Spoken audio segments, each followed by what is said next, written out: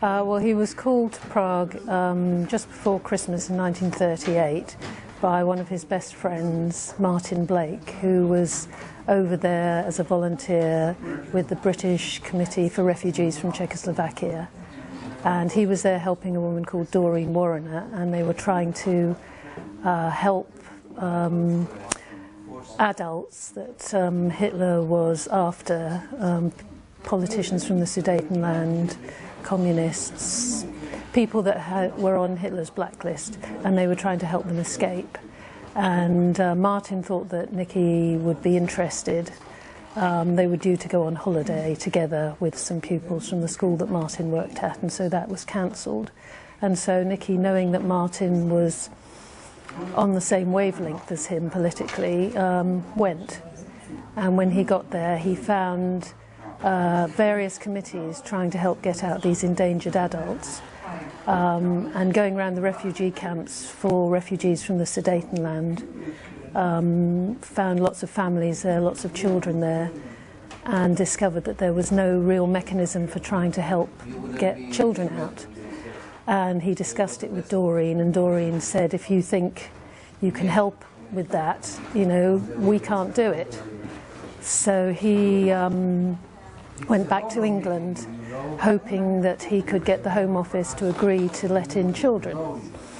And having been told that this was going to be very difficult, he found that it wasn't very difficult as long as he fulfilled certain of their requirements, one of which was a £50 guarantee, which would pay for the re-emigration after the war, and the other was to find a foster family who would take the children. So what he did was he set up an organisation slightly separate from the British Committee for Refugees from Czechoslovakia, but using their stationery, if you like, and setting up a children's section.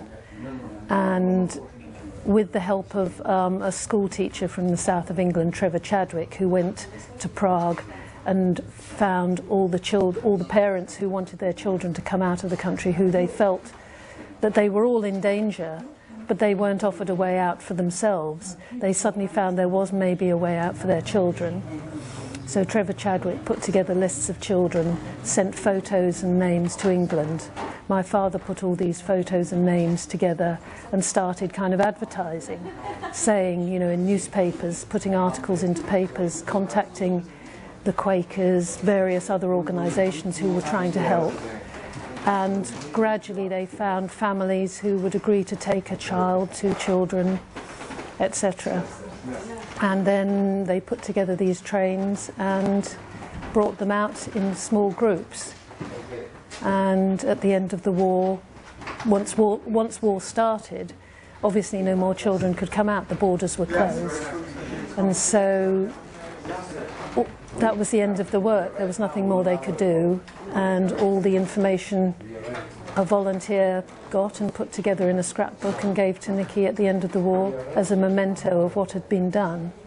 And it was this scrapbook 50 years later that he was trying to find a home for, thinking someone would be interested. Hadn't found anybody interested, and eventually he found somebody who was interested, and that was how the story came into the open. This person was the wife of a newspaper publisher, and so the story went into the Daily Mirror. This was Elizabeth Maxwell, Dr. Elizabeth Maxwell. Her husband was Robert Maxwell, so it went into the Sunday Mirror, I think, and then went on to the TV, and that was when the children started hearing about it and coming forward. Well, there is an idea that this was kept secret, but it wasn't kept secret. We knew about it, we'd seen the scrapbook. The problem was that we didn't really understand the emotional importance of it till we first met some of the children, and for them it was a lifeline back to their history.